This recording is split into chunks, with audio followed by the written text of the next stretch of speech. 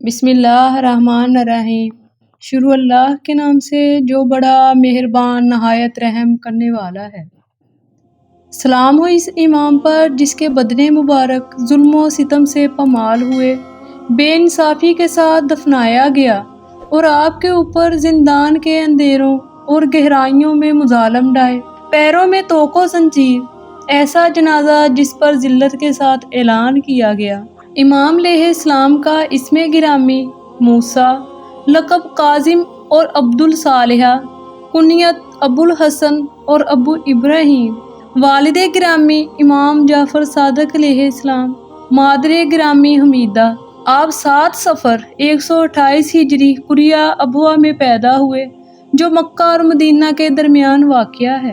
اس وقت آپ کے والد بزرگوار حضرت امام جعفر صادق علیہ السلام مستند امامت پر متمکن تھے اور آپ کے فیض و علمی کا دارہ پوری طاقت کے ساتھ بہہ رہا تھا۔ اگرچہ امام موسیٰ کاظم علیہ السلام سے پہلے آپ کے 2 بڑے بھائی اسماعیل اور عبداللہ پیدا ہو چکے تھے، مگر اس صاحبزادے کی ولادت روحانی امانت کی حامل تھی جو رسول خدا صلی اللہ علیہ وآلہ وسلم کے بعد اس سلسلہ کے افراد میں ایک دوسرے کے بعد چلی آ رہی تھی۔ امام موسیٰ کاظم علیہ السلام کے حلم کی مثال کہیں نہیں ملتی۔ آپ کے اسم مبارک کے ساتھ کاظم کا لقب آپ کے اسی وصف کی ترجمانی کرتا ہے۔ آپ ہمیشہ غصہ پی جایا کرتے تھے۔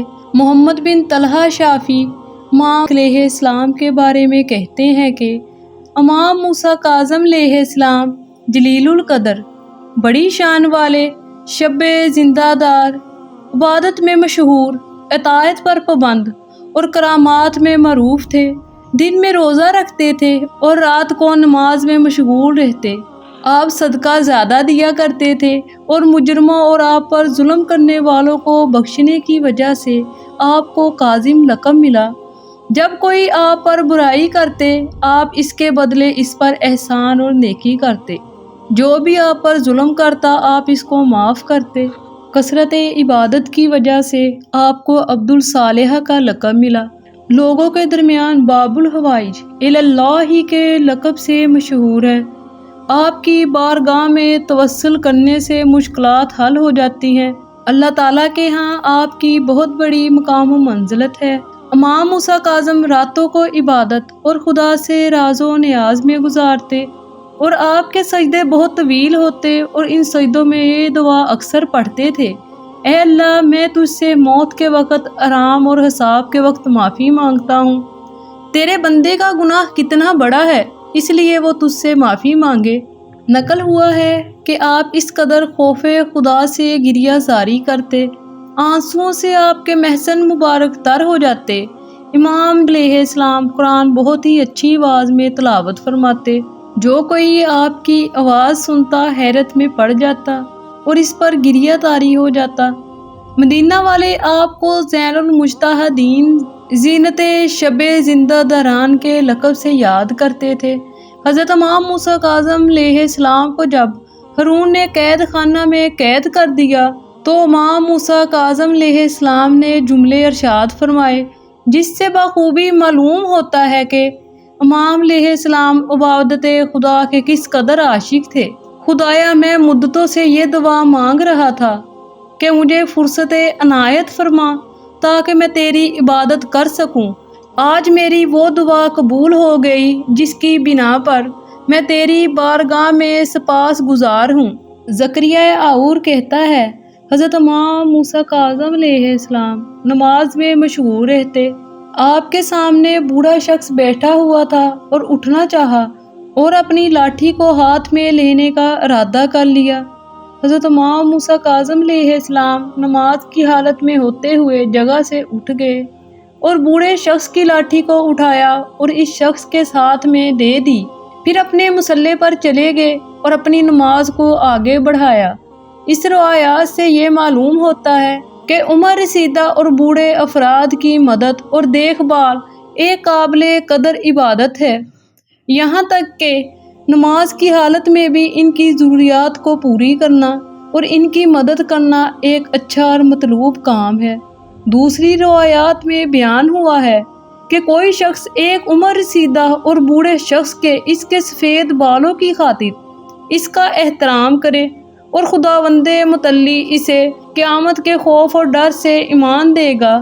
ایک اور روایات میں پیغمبر اسلام صلی اللہ علیہ وآلہ وسلم سے نقل ہوا ہے کہ آپ صلی اللہ علیہ وآلہ وسلم نے فرمایا، عمر رسیدہ اور بوڑھوں کا احترام کیا کرو، کیونکہ ان کی تجلیل اور احترام اللہ تعالیٰ کی تجلیل اور احترام ہے۔ ایک اور روایات میں وارد ہوا ہے کہ معصوم نے فرمایا، تمہارے عمر رسیدہ اور بوڑھوں کے ساتھ برکت ہے۔ عمر رسیدہ شخص تمہارے درمیان پیغمبر کا اپنی امت کے درمیان ہونے کی مانند ہے۔ بنی عباس کی حکومت کے دوران جب پوری ملت اسلامیہ میں آزادی نام کی کوئی چیز نہ تھی، لوگوں کی جائیدادوں کو بیت المال کے نام پر ضبط کیا جا رہا تھا اور اس کو اپنے ذاتی مفاد کے لیے استعمال کیا جا رہا تھا۔ عوام فقر و فاقہ کا بری طرح شکار تھے، تعلیم و تربیت سے بالکل بے بہرہ تھے۔ صرف انہی چیزوں کا رواج تھا جس سے حکومت کا تقدس باقی رہے۔ لوگ اپنی جہالت اور نادانی کی بنا پر کبھی امام موسیٰ کاظم علیہ السلام کی شان میں برے الفاظ کہتے، مگر امام علیہ السلام اپنے اخلاق و کردار سے غم و غصے کو روکتے اور انہیں اخلاقیات کی تعلیم دیتے تھے۔ ایک شخص مدینے میں زندگی بسر کرتا اور جب کبھی امام موسیٰ کاظم علیہ السلام سے آمنا سامنا ہوتا تو آپ کی شان میں گستاخی کرتا۔ امام موسیٰ کاظم علیہ السلام کے بعض اصحاب نے امام علیہ السلام کی خدمت میں عرض کیا کہ اگر آپ اجازت دیں تو ہم اس کا کام تمام کر دیں، لیکن امام علیہ السلام ہمیشہ ان کو اس اقدام سے روکتے رہے۔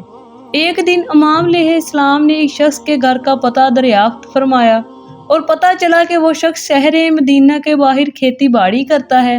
امام علیہ السلام اسی حالت میں اس کے قریب گئے۔ اس نے وہیں سے چیخ کر کہنے لگا، میرا کھیت نہ روندیے، مگر امام علیہ السلام نے اس کی آواز پر کوئی توجہ نہ دی۔ اس کے قریب پہنچ کر آپ سواری سے اترے اور بہت ہی خندہ پیشانی سے اس سے پوچھا، بھائی اس زراعت پر تم نے کتنا خرچ کیا ہے؟ اس شخص نے جواب دیا، 100 دینار اس زراعت پر خرچ ہوئے ہیں۔ امام موسیٰ کاظم علیہ السلام نے پوچھا، اس سے کتنے منافع کی امید رکھتے ہو؟ اس شخص نے جواب دیا، مجھے تو علم غیب نہیں ہے۔ پھر بھی آپ کو کتنی امید ہے؟ تقریباً 200 دینار فائدے کی امید ہے۔ امام علیہ السلام نے 300 دینار اسے دیے اور فرمایا، اس کے ساتھ یہ زراعت بھی تمہاری اور جتنے کی امید ہے انشاءاللہ تمہیں اتنا ملے گا۔ وہ شخص فوراً کھڑا ہو گیا اور امام علیہ السلام کی پیشانی مبارک کا بوسہ لیا اور عرض کیا، مولا میں نے آپ کی شان میں بہت جسارت کی ہے، میں اپنی گستاخیوں کے سلسلے میں آپ سے معافی کا طلبگار ہوں۔ امام علیہ السلام نے ہلکا سا تبسم فرمایا اور واپس چلے گئے۔ دوسرے دن یہی شخص مسجد میں بیٹھا ہوا تھا کہ امام علیہ السلام تشریف لائے۔ جیسے ہی ان کی نگاہ امام علیہ السلام پر پڑی تو کہنے لگا، خداوند عالم بہتر جانتا ہے کہ وہ پیغام رسالت کس کے سپرد کرے گا۔ اشارہ اس طرف تھا کہ امامت اور خلافت حضرت امام موسیٰ کاظم علیہ السلام کو زیب دیتی ہے۔ لوگوں نے آ کر اس شخص سے دریافت کیا کہ آخر معاملہ کیا ہے؟ پہلے تو تم بہت برا بھلا کہا کرتے تھے۔ اس نے پھر امام علیہ السلام کے حق میں دعا کرنا شروع کر دی اور لوگ اس سے بار بار اس تبدیلی کی وجہ پوچھ رہے تھے۔ ایک دن امام علیہ السلام نے ان لوگوں سے دریافت کیا جو اس کے قتل کا ارادہ رکھتے تھے کہ بتاؤ کون سا اقدام زیادہ بہتر تھا، تمہاری وہ نیت یا میرا یہ عمل؟